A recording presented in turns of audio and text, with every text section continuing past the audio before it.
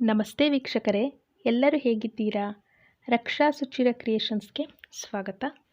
ತಮ್ನೇಲಲ್ಲಿ ನೀವು ನೋಡಿರೋ ಹಾಗೆಯೇ ಕರಿದ ಪದಾರ್ಥಗಳು ಅಂತಂದರೆ ಆಯಿಲಿ ಫುಡ್ಸ್ಗಳನ್ನ ತಿಂದ ಮೇಲೆ ಕೆಲವೊಬ್ಬರಿಗೆ ಅಸಿಡಿಟಿ ಆಗೋ ಚಾನ್ಸಸ್ ಇರುತ್ತೆ. ಅಸಿಡಿಟಿ ಸಮಸ್ಯೆಯಿಂದ ಪಾರಾಗೋಕ್ಕೆ ಏನು ಮಾಡಬೇಕು ಅನ್ನೋ ಕೆಲವೊಂದು ಟಿಪ್ಸ್ಗಳನ್ನ ನಾನಿಲ್ಲಿ ಕೊಡ್ತಾ ಇದ್ದೀನಿ. ಅದಕ್ಕೆ ತಾವೆಲ್ಲ ಈ ವಿಡಿಯೋನ ಸ್ಕಿಪ್ ಮಾಡದೆ ಕೊನೆ ತನಕ ನೋಡಿ. ಮತ್ತು ಗೃಹಲಕ್ಷ್ಮಿ ವೀಡಿಯೋಸ್ಗಳನ್ನ ಅಪ್ಲೋಡ್ ಮಾಡಿದ್ದೀನಿ. 4ನೇ ಕಂತಿನ ಹಣ ಬಿಡುಗಡೆ ಆಗಿದೆ. ಇನ್ಮೇಲೆ ಗೃಹಲಕ್ಷ್ಮಿ ಹಣ 15ನೇ ತಾರೀಕಿನಿಂದ 20ನೇ ತಾರೀಕಿನ ಒಳಗೆ ಎಲ್ಲರ ಖಾತೆಗೂ ಜಮಾ ಮಾಡ್ತಾರೆ. ಯಾರಿಗೆಲ್ಲ 1 ಕಂತಿನ ಹಣ ಜಮಾ ಆಗಿಲ್ಲ ಅವ್ರಿಗೆ ಈ ಡಿಸೆಂಬರ್ ಒಳಗೆ ಎಲ್ಲರ ಖಾತೆಗೂ ಹಣ ಜಮಾ ಮಾಡ್ತೀವಿ ಅಂತ ಸರ್ಕಾರ ಭರವಸೆ ಕೊಟ್ಟಿದೆ. ನೋಡೋಣ ಏನು ಮಾಡ್ತಾರೆ ಅಂತ. ಮುಂದೆ ವೀಡಿಯೋಸ್ಗಳನ್ನ ಅಪ್ಲೋಡ್ ಮಾಡ್ತೀನಿ. ಆಲ್ರೆಡಿ ವೀಡಿಯೋಸ್ಗಳು ಅಪ್ಲೋಡ್ ಮಾಡಿದ್ದೀನಿ. ಗ್ಯಾರಂಟಿ ಸ್ಕೀಮ್ಸ್ ಅಂತ ಇರುತ್ತೆ ಪ್ಲೇಲಿಸ್ಟಲ್ಲಿ, ಹೋಗಿ ಚೆಕ್ ಮಾಡಿ ಡೌಟ್ ಇದ್ದರೆ.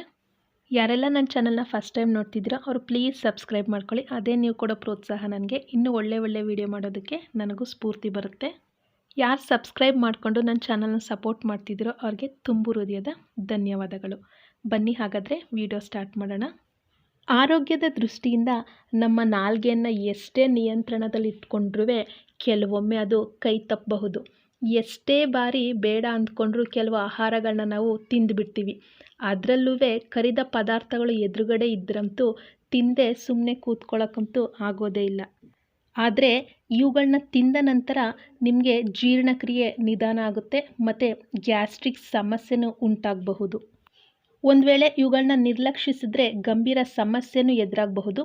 ಹಾಗಾಗಿ ಸಾಧ್ಯವಾದಷ್ಟು ಕಡಿಮೆ ಪ್ರಮಾಣದ ಆಯಿಲಿ ಫುಡ್ಸ್ ತಿನ್ನೋದು ಒಳ್ಳೆಯದು.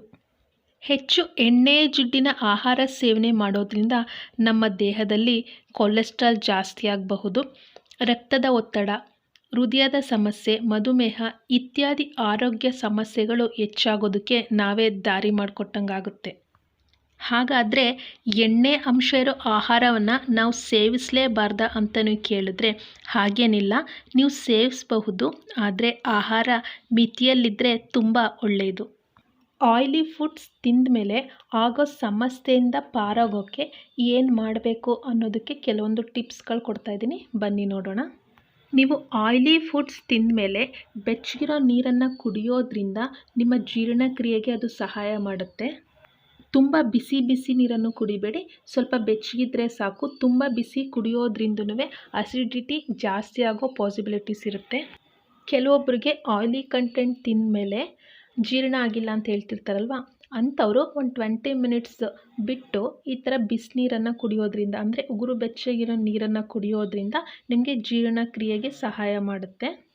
ಊಟ ಆದ ನಂತರ ಅಥವಾ ಈ ಥರ ಎಣ್ಣೆ ಪದಾರ್ಥಗಳ ತಿಂದ ಮೇಲೆ ನೀವು ಸಾಕಷ್ಟು ನೀರನ್ನು ಕುಡಿಬೇಕು.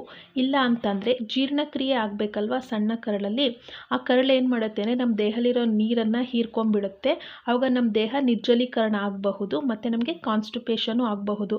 ಅಂತಂದರೆ ಡಿಹೈಡ್ರೇಷನು ಮತ್ತು ಕಾನ್ಸ್ಟಿಪೇಷನ್ ಆಗುತ್ತೆ. ಆದ್ದರಿಂದ ತಾವು ಸಾಕಷ್ಟು ನೀರನ್ನು ಕುಡಿಬೇಕು.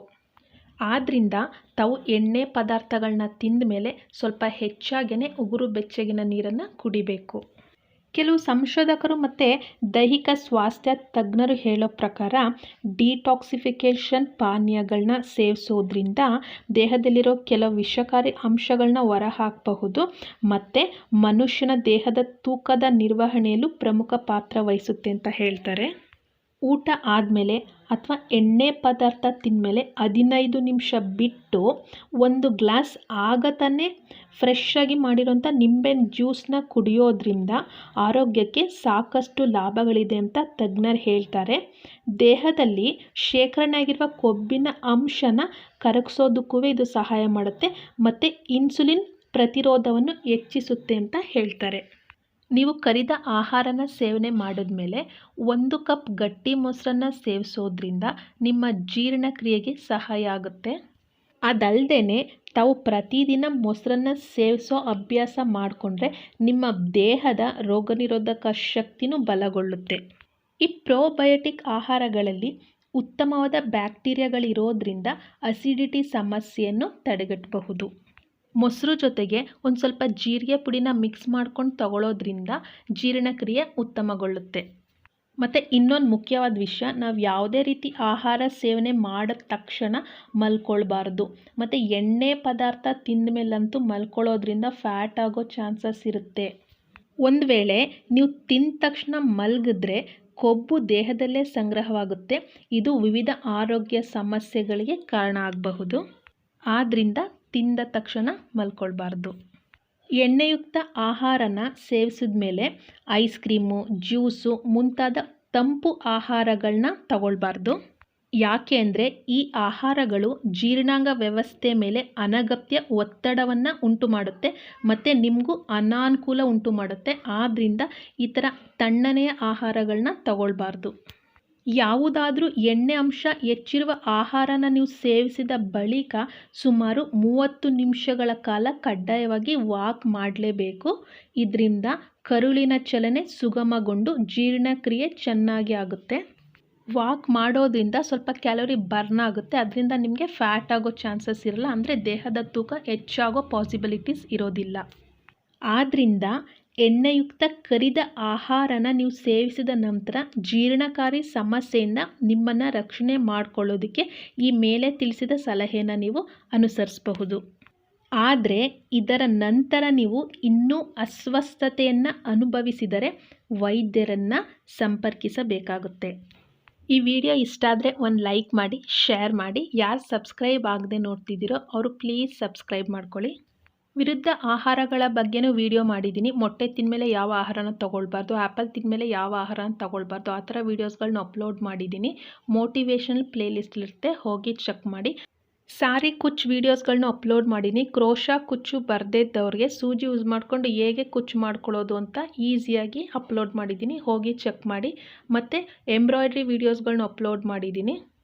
ಮತ್ತು ಜಿಗ್ಸಾಗು ಮತ್ತು ಸ್ಯಾರಿಗೆ ಫಾಲೋ ಆಗೋ ವೀಡಿಯೋಸ್ಗಳನ್ನ ಅಪ್ಲೋಡ್ ಮಾಡಿದ್ದೀನಿ, ಈಸಿಯಾಗಿದೆ, ಹೋಗಿ ಚೆಕ್ ಮಾಡಿ. ಎಲ್ಲ ಪ್ಲೇಲಿಸ್ಟಲ್ಲಿರುತ್ತೆ.